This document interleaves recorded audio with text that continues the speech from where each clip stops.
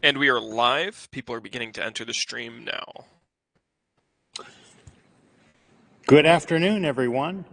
It's exciting to be here on another Friday afternoon. It's Friday, April 19th, 2024. My name is Drew Clark. I'm editor and publisher of Broadband Breakfast. I am so excited to welcome our guest, Brian Mitchell. Brian is the director of the Office of Science, Innovation, and Technology, OSIT.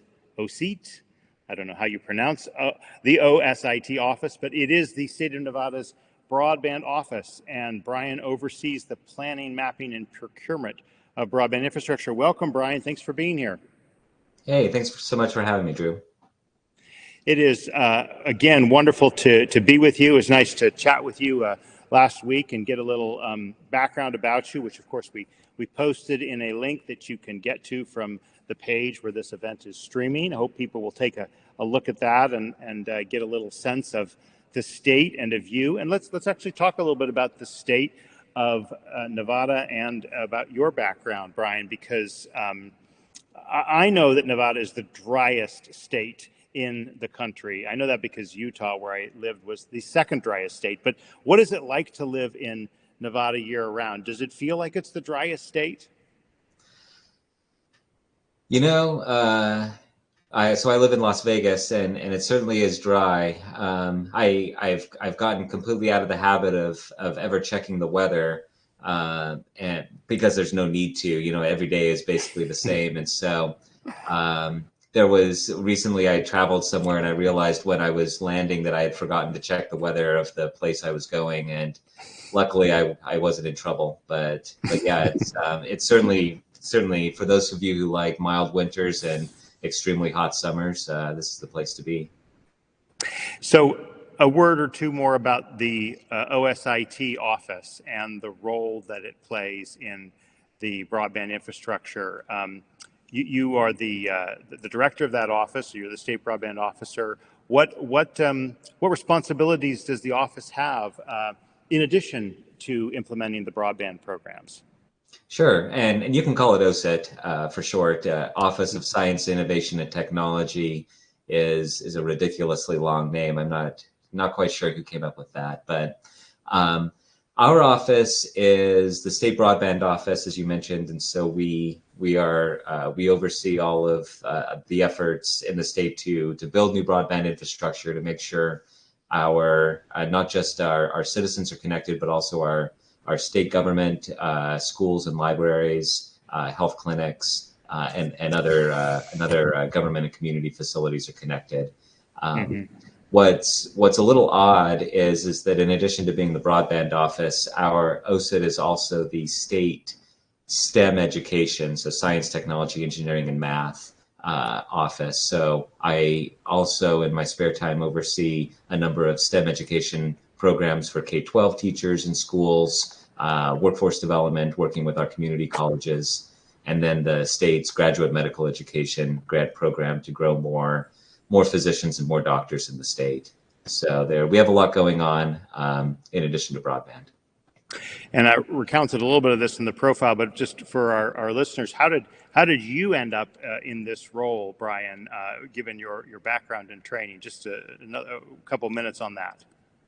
Yeah, so Governor Lombardo. So this position, I'm directly appointed by the governor, and this position, this office is actually a sub office within the governor's office. That's kind of how we're structured, and so there's a couple other sub offices within the governor's office. There's the governor's office of energy, governor's office of economic development, federal assistance. Our state CIO is within the governor's office as well, and so there's directly appointed by the governor, and this is actually my fourth governor that I've worked for in the state. So I've worked somehow I've survived the last couple of transitions.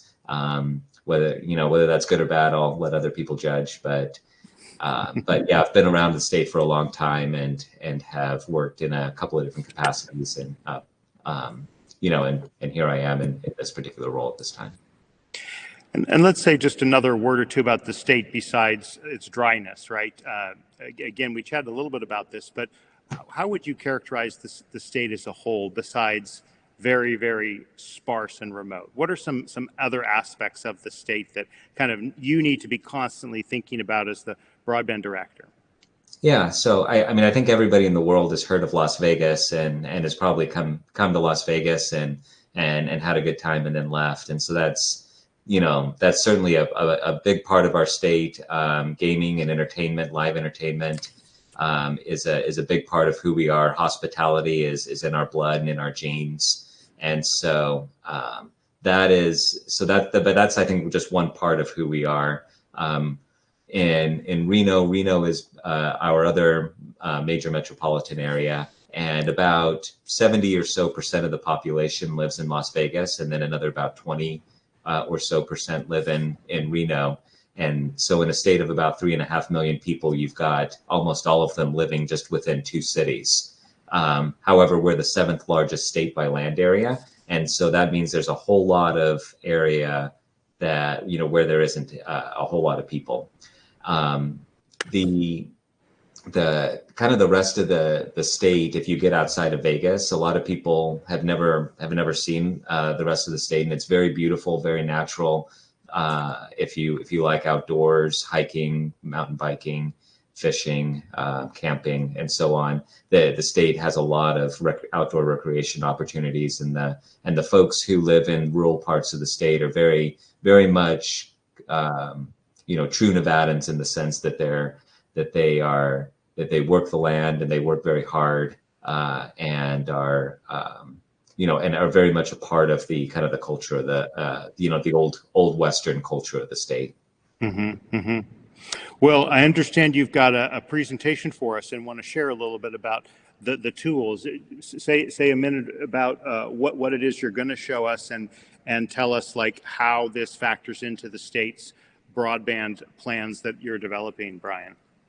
Yeah, maybe not a presentation, but one of the Sure. interesting I think things that about Nevada and I suspect this is the same everywhere, where there are folks who are on the wrong side of the digital divide, and you would know that, but they're maybe there for different reasons. And so one of the things that we've tried to do is use a lot of mapping tools to visualize where folks need extra help, or where folks might be on the wrong side of the digital divide, and how we can begin to design and implement strategies and engage different stakeholders, to move to move people forward, or help people to be able to get on the right side of that digital divide, help them with digital equity. And so I want to first give compliments to University of Purdue for helping us with the data, and then also to my GIS team who created the map. And I'll show the map to you, or I'll share my screen here. Please go for it. All right, are you seeing that? Yep, we are. So we've divided the map into all the different squares you see are census block groups. And in Nevada, we have 17 counties. And so the darker the shading represents a higher digital divide score. So the more likely somebody living in that particular area would be on the wrong side of the digital divide. And so if we go kind of into Las Vegas here, you'll notice that there's, places over here that are a little bit darker, and then some over here as well. And one thing that having visualized the data in a map this way, it really, I think, is helpful to me as we're starting to think through on the digital equity side, how do you engage different communities, and how do you engage different populations in meeting their digital equity needs, right? And so you might just say, okay, well, urban area, let's go do, 2 or 3 different things in our toolkit, and we'll call it good. But when you look at, say this particular census block group, very high digital divide score, about 11%. Can you just read that out just in case it's smaller for people? Yep. And what is that digital divide score mean? Like, what's the determinants that go into that score? Yeah, so the digital divide score is kind of a composite of all of these things that I'll read to you below, kind of the different measures that we took. So these are a lot of things are, come from U.S. Census data and other sources. So about 10% of the population are senior citizens over 65. The average upload and download speeds of about 200 over 15. About 17% of the population is disabled, a internet to income ratio of 45-1. So about 44% of the people who live in this area do not have a high school diploma. 13% don't have a computer, 25% don't have access to the internet, and it's about a 42% poverty rate. But then you come to the kind of over here to the other side of town, and just in one of these areas. And suddenly you find, again, a higher digital divide score, but for very different reasons, right? So the population here is almost 3/4 of the population is over 65. So very much, kind of your typical like snowbird kind of community, or people who move, who retire in a warmer area. About the same upload and download speeds, but a much higher disability rate, about 30%. Just about, but the internet to income ratio, instead of being 45-1, is 2-1. The less than high school degree is less than 2%. About 10%, 11% don't have a computer, 10% don't have access to the internet, and the poverty rate is less than 8%. So when you think through the types of the interventions and the strategies to help folks and get online and to adopt, to access the internet, what kind of digital skills they may have or not have, and so on, and then what they would their primary uses for the internet. What's the use case, right? What problem do they have that the internet could solve? They're very different on different sides of town.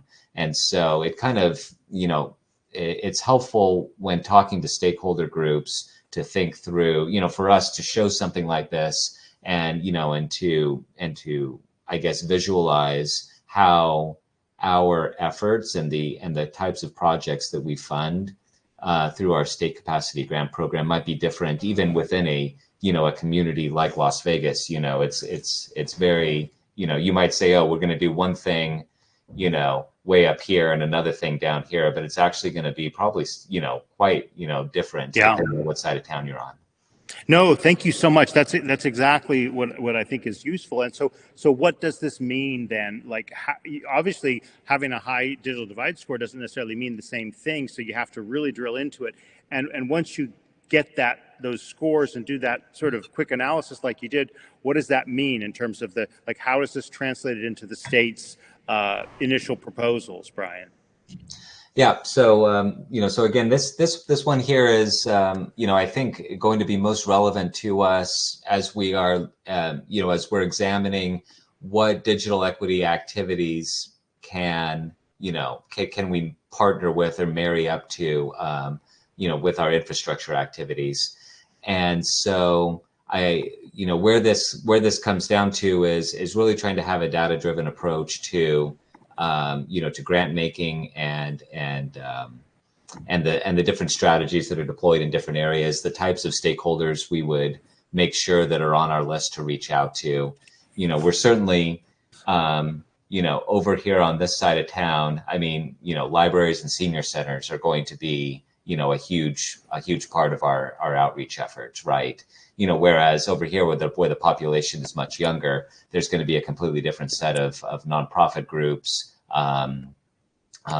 civil rights groups, and workforce development. The folks over here don't need a whole lot of workforce development, but they may need there may be opportunities in both places for telehealth, and these folks, maybe there's transportation issues on both sides. Over here, you might have a car, but you don't shouldn't necessarily be driving it, but over here their folks may lack transportation, to get to where they're going. So I think it'll help us to both target dollars to where they're needed the most, but then also target dollars to the right types of activities as opposed to a one-size-fits-all kind of approach.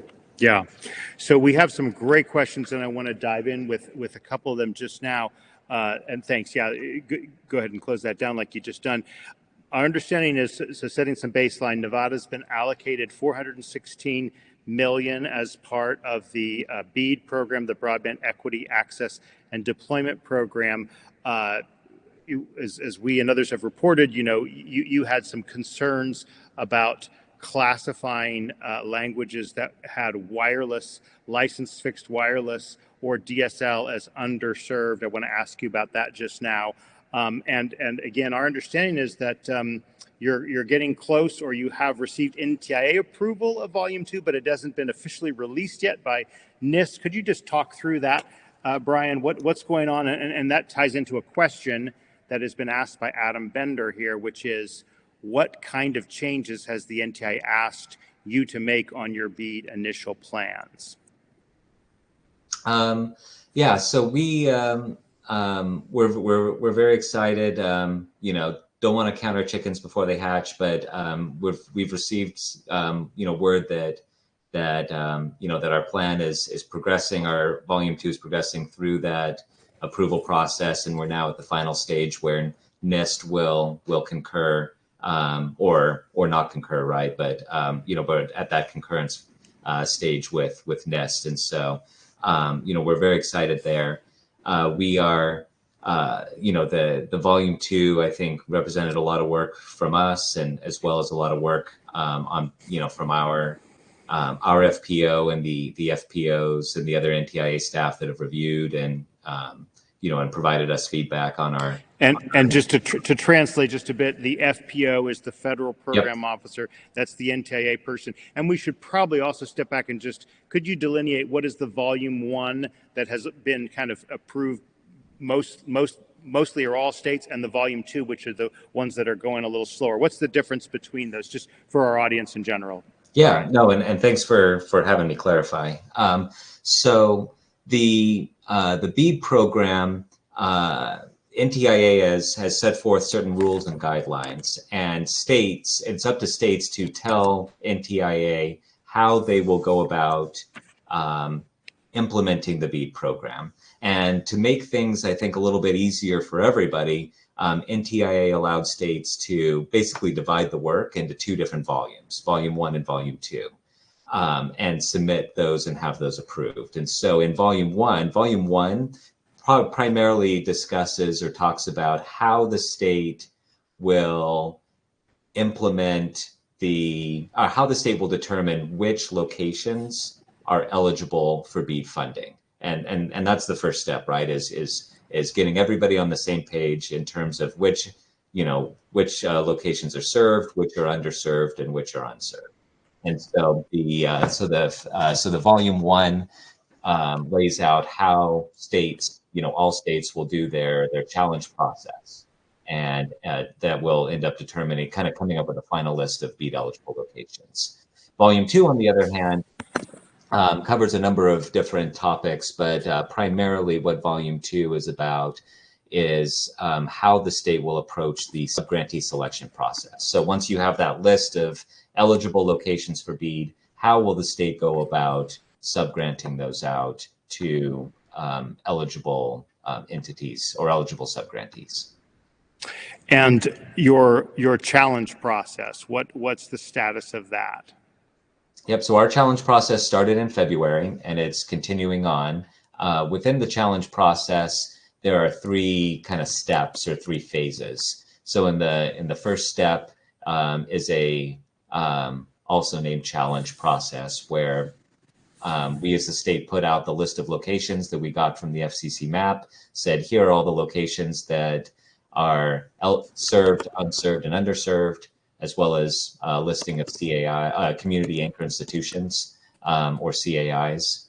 And then there was a 30-day window wherein eligible challengers could challenge the map. So eligible challengers included internet service providers, local and tribal governments, and then nonprofits. So anyone that was that represented one of those three groups could challenge the map.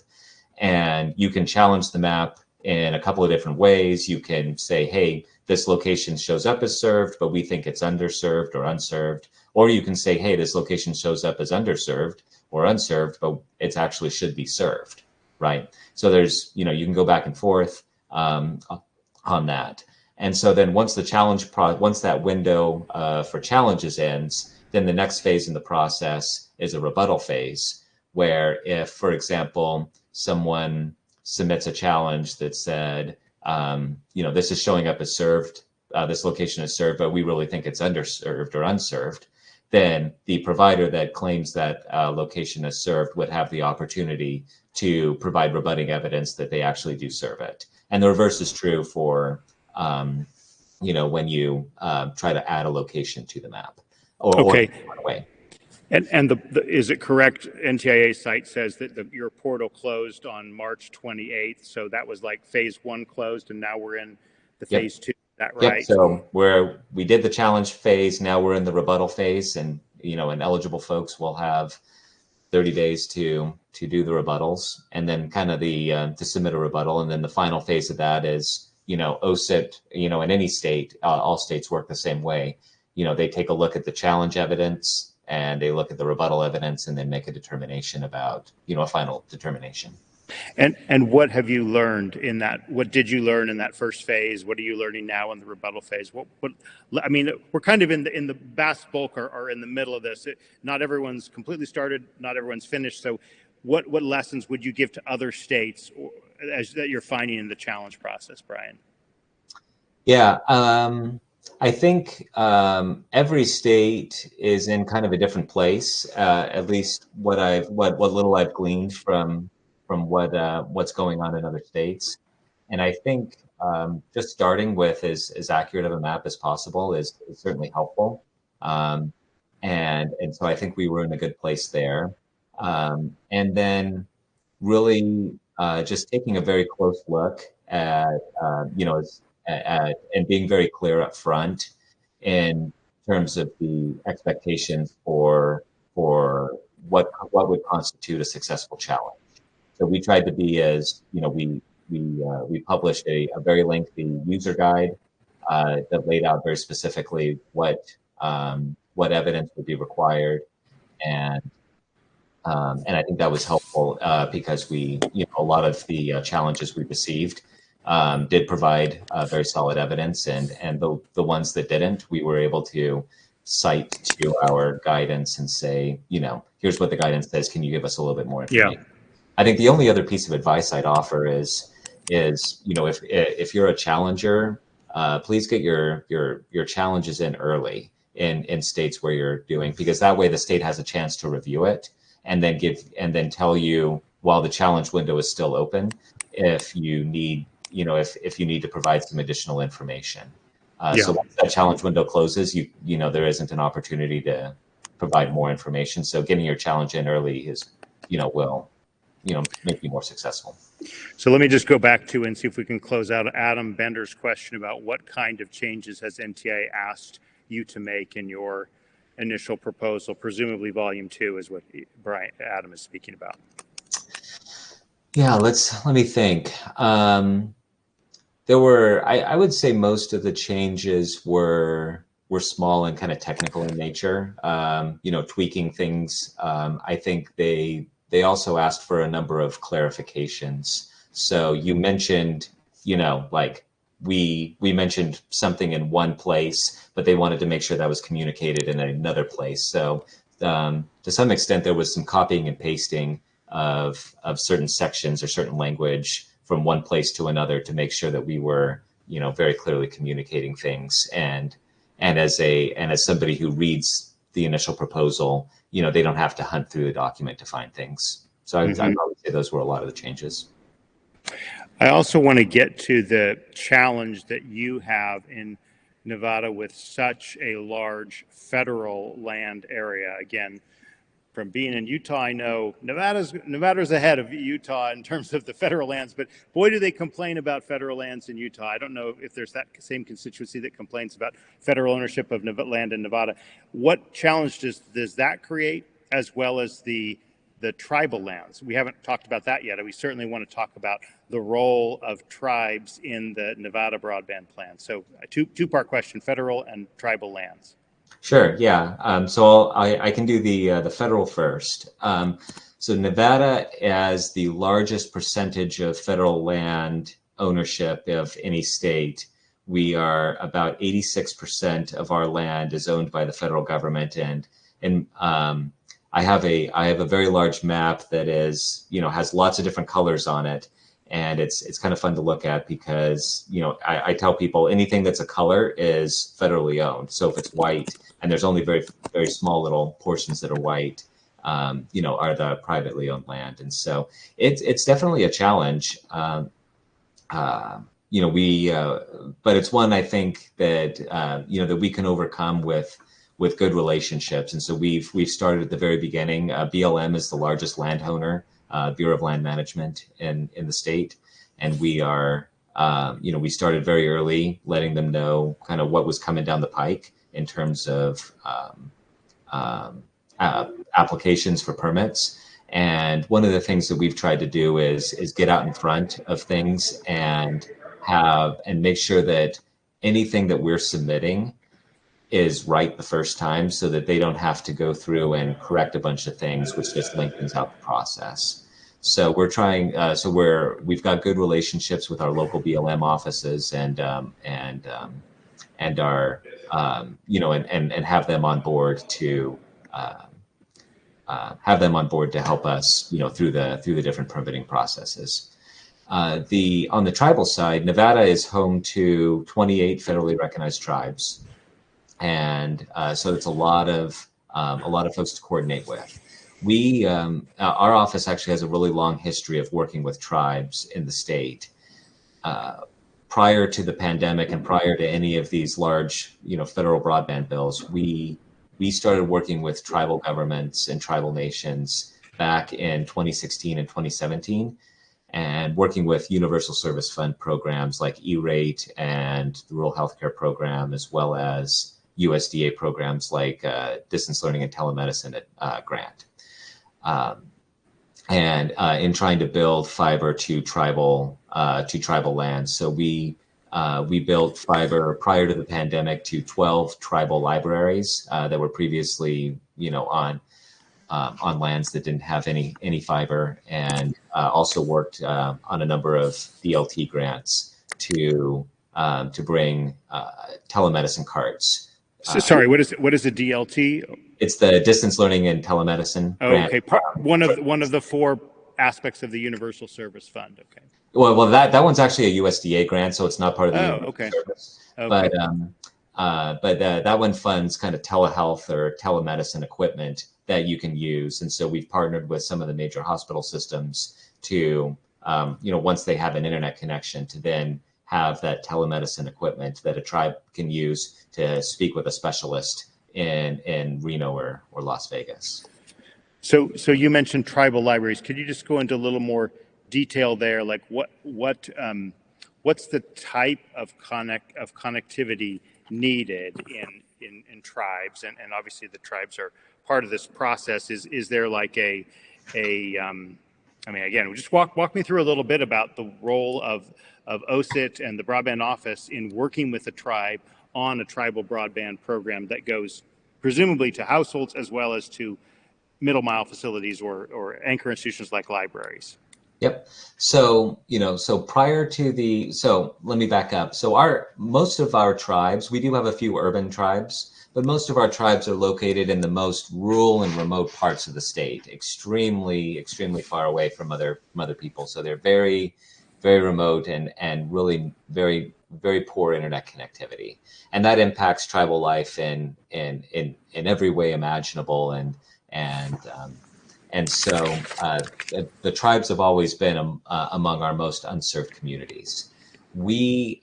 So prior to the pandemic, really the only funding that that we had available were the Universal Service Fund programs at our disposal. And so we've, the easiest way to help a tribe get fiber to their tribal, to their tribal land was through, in some cases, setting up a tribal library, and then getting that recognized by the state library, and then using universal service funds to build fiber to the library.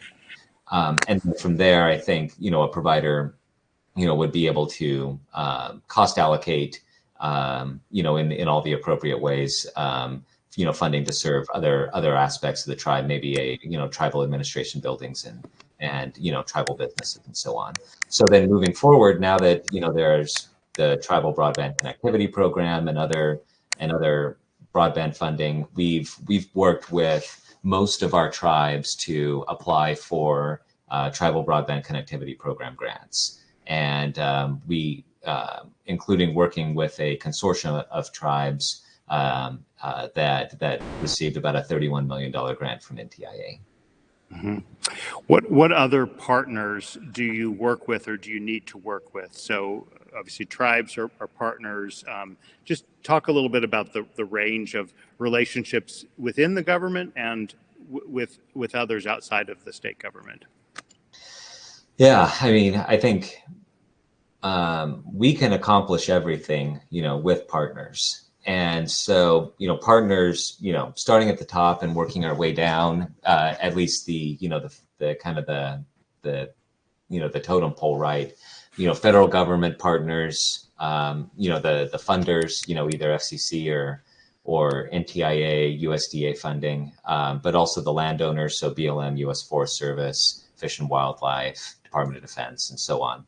So, those are important partners of ours. At the state government level, our Department of Transportation is a huge partner of ours. We couldn't do what we're doing without them, because given that so much of our land is federally owned, really the only way to get from point A to point B is in an already disturbed right of way of our, of a state highway or an interstate. So a number of other, we've collaborated with a number of other state agencies. Local governments have been a huge partner of ours, and so have kind of local nonprofit groups. So these could be local libraries, school districts, or community centers, and so on. And so one of the things that we did is, because we're a large state, but we only have 17 counties, is we set up broadband action teams within each county. That consisted of local elected officials or county managers, city managers, other county staff, mayors, and then members of from school districts or local health systems, nonprofits, and so on.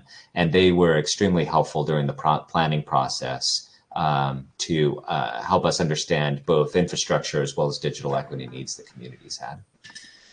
I want to take a few minutes to go a little deeper into two other big topics. One's the middle mile and one's wireless. Let's start with the middle mile. And we got a question from Steve Collin on this. Can you address the status of the large middle mile projects? And just as background, your state received a $44 million award to support an $87 million project. Talk about that project, what components go into it, and what's your role at OSIT in that project, Brian? Yeah, so we're extremely excited about our efforts to build middle mile in the state, and I'll back up and just provide a little context for folks. Please. Yeah. So when we started doing our initial needs assessment, especially in relation to BEAD, one of the things that we found is that in areas where there were unserved, lots of clusters of unserved households, that those parts of the state were very fiber poor. So there wasn't a lot of fiber infrastructure.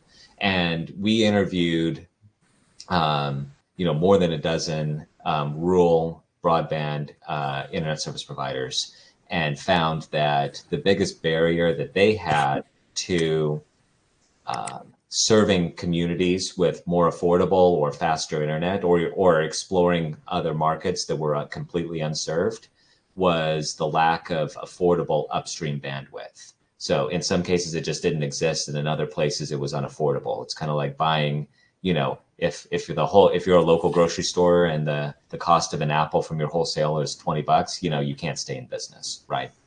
So that idea of the need to have affordable, reliable, redundant middle mile networks in the state, is kind of the foundation of phases 1 and 2 of the High Speed Nevada Initiative, which is our kind of global initiative. So so in phases 1 and 2, we are building close to a 2,000 to 3,000 mile middle mile network throughout the state. We're using multiple different funding sources for that. Where does it go geographically, roughly? All over, actually. So where this network will cover, I think, every county of the state, and so geographically, we want to make sure that in preparation for BEAD, that we have that there is affordable and redundant access to upstream bandwidth for BEAD providers. Again, I think we won't get bids for BEAD if there isn't an opportunity for these for companies to be able to plug into a network that way.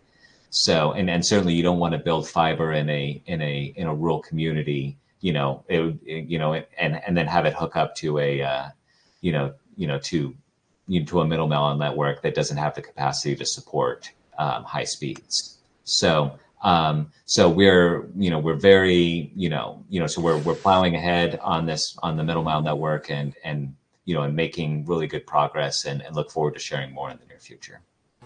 So just to close out on the middle mile, who's got the contract? Which agency of the state? Is that OSIT? Is that someone else?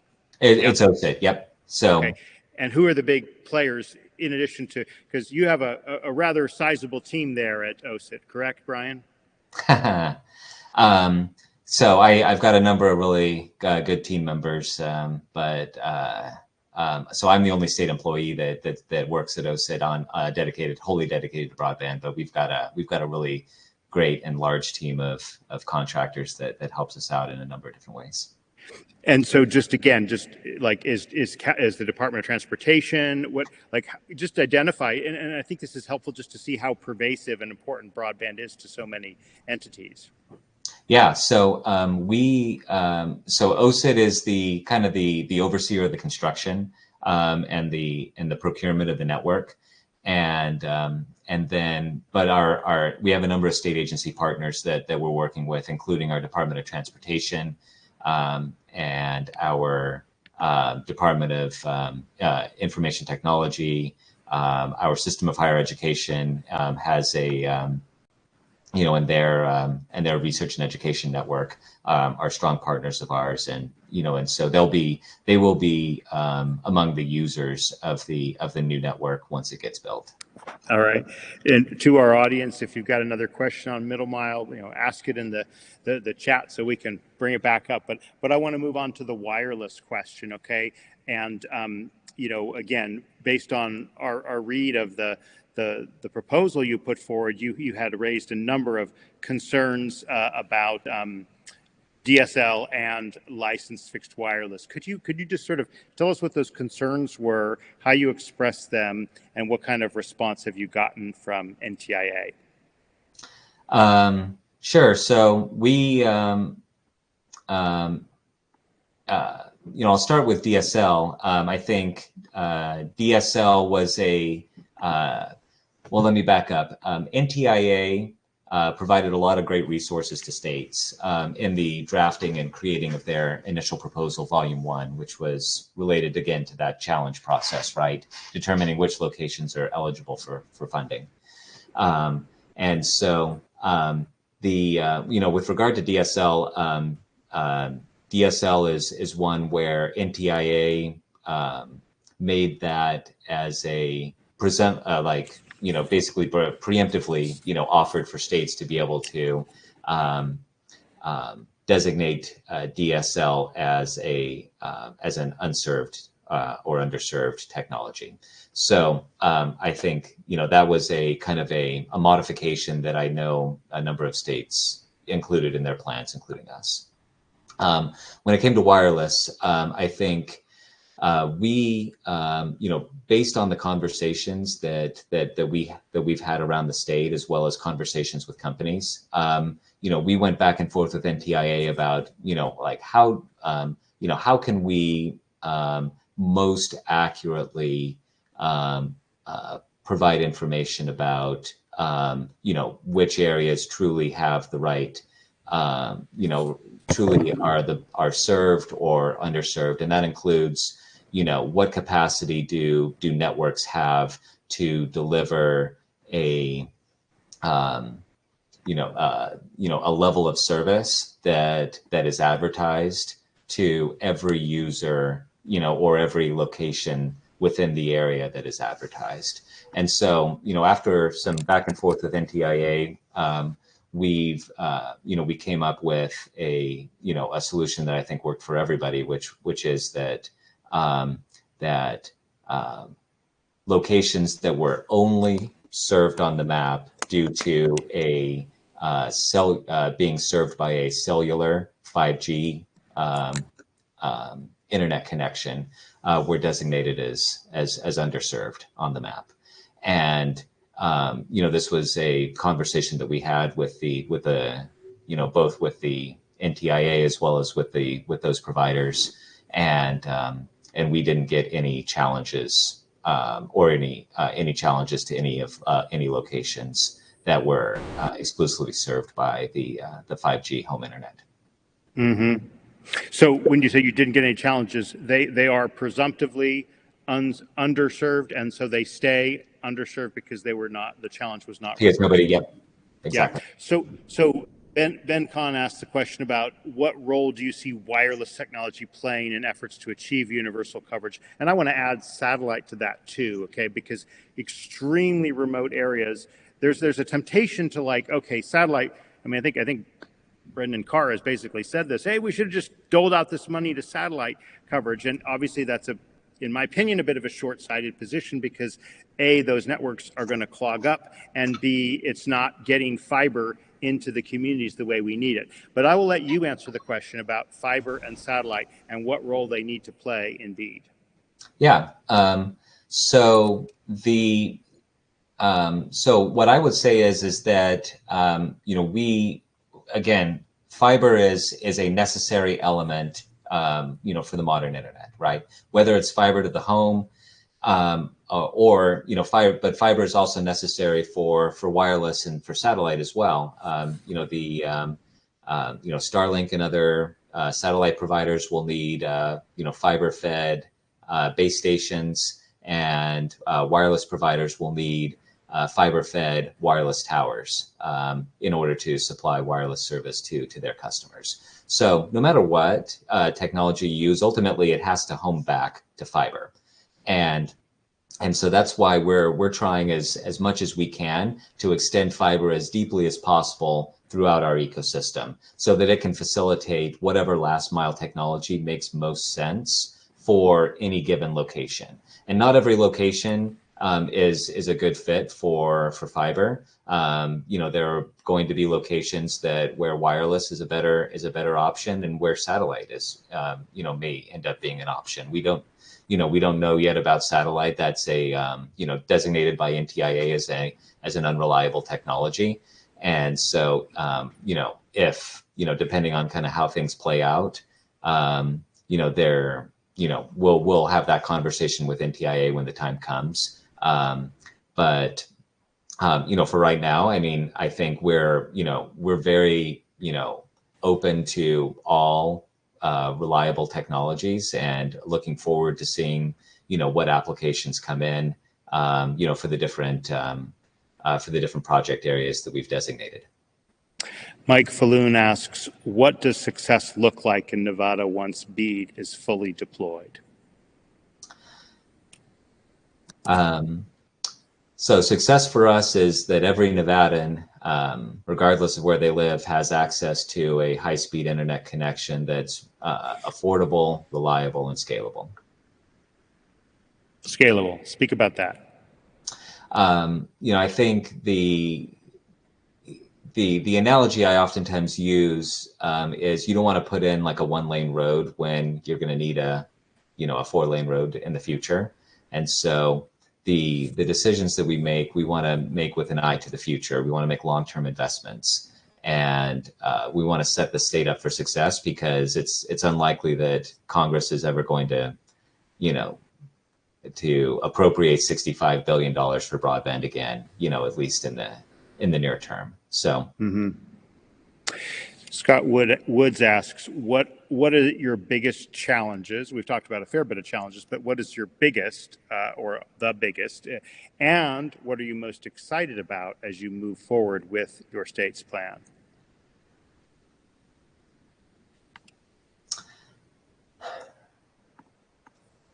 I don't know. Sometimes all of the challenges seem big, so it's probably just the next one coming down the pike, or the next one up for us to tackle.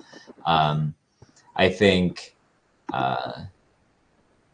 it'd be hard to kind of pick out one versus another as being more hard. But I'm certainly I think we're just really looking forward to shovels in the ground, and folks in especially Nevada workers in vests and hard hats out doing the work. And I get questions all the time, whether it's from elected officials or from community members, when are you going to connect my house? And maybe that's kind of the biggest challenge, is that this is just a really long process, right? It's been a long process to get to where we are, and we still have kind of a ways to go. And so telling people, well, it's soon, but it's probably going to be next year or two before we even get started, then 4 years to build has been kind of tough to tell people. So, I'm really looking forward to going to some groundbreakings, and starting to see these networks go in. And let's just talk a little, double click on this deadlines and timing. So we've got this 90-day period we're in right now. Once that ends, presumably the end of May, what's the next step? Like, just walk us through what's the next 90 days after that, and how should people who want to or are doing business in Nevada kind of react and respond? Yep. So first thing I'll say is that we will, be very clear in our communications about next steps and timing. So, things may be a little unclear right now, but as things clear up, we will provide information.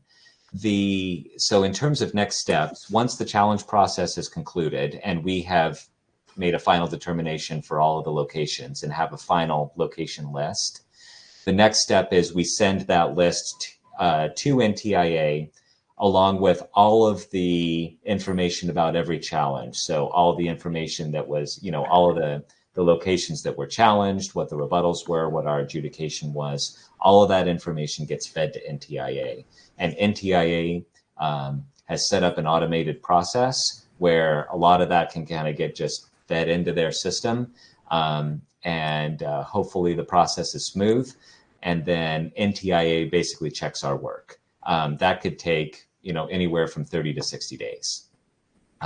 So just because we've decided, here's our final location list, NTIA is going to look over our shoulders and make sure that, that is, that everything looks right.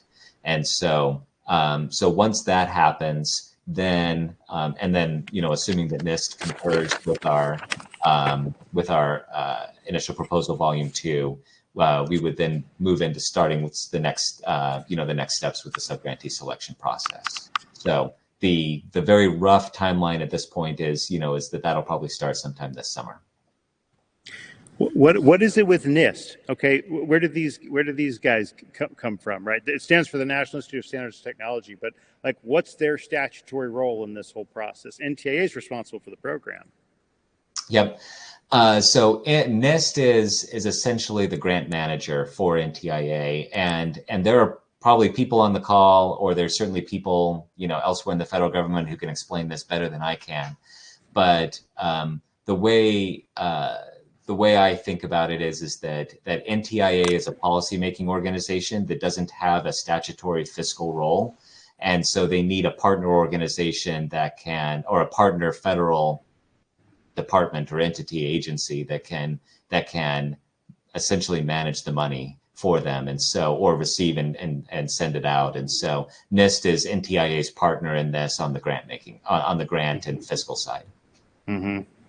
We got a great question from Ernie Holtree here. He says, our industry has generally been lucky in that broadband infrastructure has, for the most part, been viewed as nonpartisan. Despite that, there are fringe aspects of the issue that are there, he asks, are there any fringe aspects of the issue that you find have a propensity to get muddled in politics? And if so, how do you cut through the politics to get people moving in the right direction? Well, thank goodness, Ernie, that broadband isn't as political of an issue as others. Otherwise, I might not have survived 4 governors. But in both parties, I presume, right? Both parties, yeah. So both parties. Luckily for us, I think nobody runs on a platform of slower internet. And so the good news is that everybody wants, more people to be connected. I think we've been, pretty lucky in Nevada that broadband expansion, both in the rural and in the urban areas has been a bipartisan or a nonpartisan issue. Something everybody wants to see done, and everybody wants to see it done as quickly as possible. So, I have a great working relationship with our legislature and a great working relationship with our Senate offices. Everybody's rowing in the same direction. And so I haven't had maybe challenges that maybe other states have had, and might not have great advice there. But I think the more you can communicate and make sure that, everybody kind of knows where you're at, the better. We just got a question from Steve Cullen, another one. Do you have confidence in the commitments from Nevada so you don't have to rely solely on BEAD funds? And this might be a good opportunity to talk as well about the Treasury Department's capital projects funds and other kind of pools or pots of money out there besides BEAD. Speak about both of those subjects, Brian, if you would. Yeah, I'm not sure I understood what the question was, but just... I think it's like Nevada. What money does the state provide? I think is the question. Okay, I think the need for broadband infrastructure in Nevada is so large and vast that no single funding source for us can completely solve the problem or close the digital divide. We weren't. There are a number of states that I think ended up a little luckier than us in the funding formula, that allocated BEAD, which I would have thought, being from Las Vegas, maybe we would have had some luck or having, but I guess not. So one of the things that we've had to do is get really creative about how we spend funds and get really aggressive in going after competitive funding that can serve the state. So we've worked really hard with our tribal communities. We've provided a lot of technical assistance for them to go after tribal broadband connectivity grant money to bring some of that money into the state so that we can use that instead of BEAD funds to connect tribes. We were successful in getting a middle mile grant. And that'll be helpful, and so that we don't have to use BEAD money as much in building middle mile infrastructure to get to some of these places. We also have where part of the funding for our middle mile is also coming from the Capital Projects Fund, and so that'll be building out into communities, as well as the state dedicated about $200 million in ARPA funding for American Rescue Plan Act funding for broadband that we're also using for middle mile. So, we're leveraging E-rate funding as a part of building our middle mile, and I think we're excited that when all said and done, every single school in the state will be on fiber. And so there's, again, I've got a list, but we're working with 12 different funding sources here, and so definitely not relying only on BEAD to close this gap. Well, before I get to my final two-part question, Brian, I wonder if there's any other issues that you'd like to highlight or any other piece of advice you'd like to share with the broadband community.